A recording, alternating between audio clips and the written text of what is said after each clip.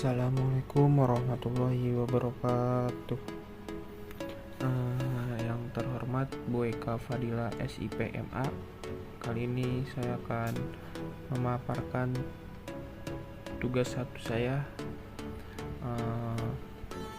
yaitu materi 1-6 kebijakan penduduk. Sebelumnya perkenalkan, nama saya Muhammad Rifajizi, dan gak usah banyak tentang lagi, mari kita akan bahas di dalam video ini. Oke, yang pertama-tama kita akan membahas definisi dari kebijakan kependudukan. Jadi, kebijakan kependudukan itu adalah kebijakan yang ditujukan untuk mempengaruhi besar komposisi, distribusi, dan tingkat perkembangan dari sebuah penduduk. Terus kebijakan penduduk dapat juga diartikan sebagai tindakan-tindakan pemerintah untuk mencapai suatu tujuan, di mana di dalamnya termasuk pengaruh dan karakteristik di sebuah penduduk. PBB juga mendefinisikan kebijakan kependudukan adalah tindakan dan program yang disusun untuk membantu tercapainya tujuan-tujuan ekonomi, sosial, demografi, politik, dan tujuan umum lainnya dengan cara mempengaruhi variabel-variabel fertilitas, mortalitas, dan imigrasi. Oke, yang selanjutnya kita akan membahas sejarah kebijakan kependudukan di Indonesia. Kebijakan kependudukan di Indonesia telah dimulai sejak zaman Hindia Belanda. Pada saat itu, pemerintah kolonial Hindia Belanda mulai menyadari bahwa kepadatan penduduk di Pulau Jawa semakin tinggi hingga sensus penduduk atau SP pertama yang dilakukan di Jawa pada tahun 1905 menunjukkan bahwa penduduk Jawa telah mencapai di angka 30 juta jiwa. Kemudian pemerintah kolonial mulai memikirkan adanya proyek pemukiman kembali, yakni penempatan petani-petani di daerah Pulau Jawa yang padat penduduknya ke desa-desa baru yang disebut koloni di daerah-daerah di luar Jawa yang belum ada atau sedikit penduduknya. Hal ini juga dipandang sebagai salah satu cara untuk memecahkan masalah kemiskinan. Berikutnya kita akan membahas konsep dari kebijakan kependudukan. Secara makro, core problem kependudukan adalah masalah kuantitas dan masalah kualitas. Masalah yang pertama ada masalah kuantitas, adalah laju pertumbuhan penduduk, tingkat kelahiran, tingkat kematian, dan persebaran yang tidak merata.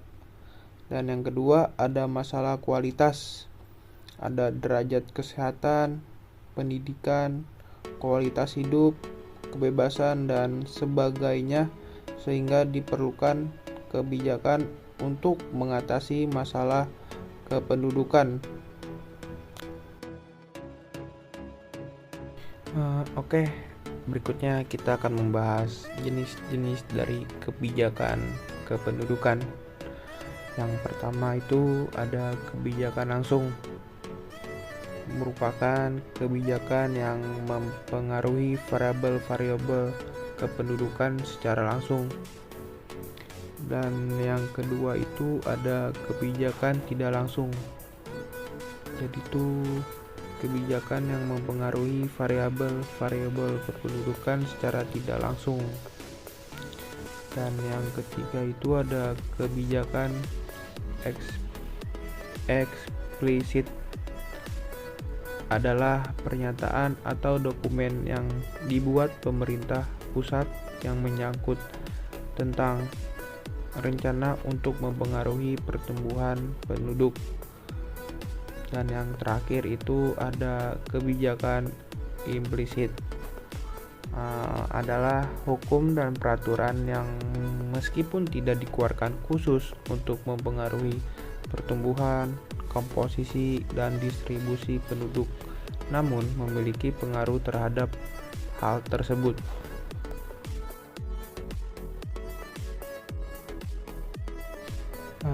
Berikutnya ada pertumbuhan ekonomi dikaitkan dengan pembangunan ekonomi. Pertumbuhan ekonomi biasanya lebih dikaitkan dengan naiknya kekayaan suatu negara atau daerah tanpa memperhatikan jumlah penduduknya. Dengan batasan semacam ini jelas bahwa perbedaan antara pembangunan ekonomi dan pertumbuhan ekonomi terletak pada diperhatikannya variabel jumlah penduduk pada pembangunan ekonomi. Dalam membicarakan kaitan antara pertumbuhan penduduk dan pembangunan ekonomi, ada 3 kelompok orang dengan pendapat yang berbeda. Dan selanjutnya ada peluang pertumbuhan penduduk. Pertumbuhan penduduk dapat menjadi pendukung pembangunan ekonomi jika 1. Tenaga kerja yang melimpah. Dengan populasi yang meningkat, maka tentu akan mendukung sektor industri dan lainnya. Dan yang kedua, ada jumlah penduduk yang besar mendorong permintaan yang besar terhadap barang dan jasa, sehingga mendorong kegiatan ekonomi. Contohnya itu ada pertumbuhan e-commerce. Dan yang terakhir ada 3, yaitu dengan populasi muda yang signifikan akan mempengaruhi inovasi dan ide-ide baru. Contohnya startup dan sebagainya lainnya.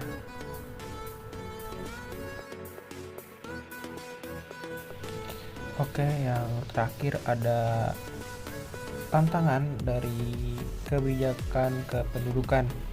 Yang pertama ada kapasitas infrastruktur yang terbatas atau jalan, transportasi, perumahan, dan fasum lainnya sering tidak sejalan dengan laju pertumbuhan dan banyak dampaknya.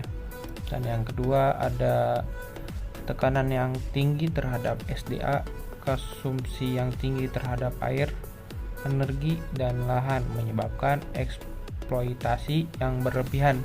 Dampaknya krisis air dan sebagainya. Yang ketiga ada kesenjangan ekonomi yang tidak selalu diiringi dengan pemerataan kesejahteraan.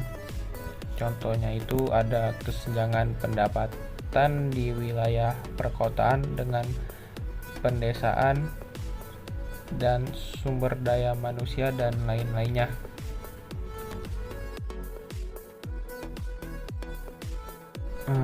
Mungkin itu saja video yang bisa saya sampaikan.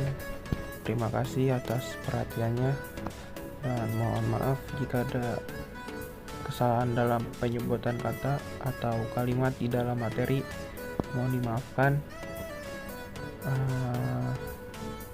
Sekian dari saya.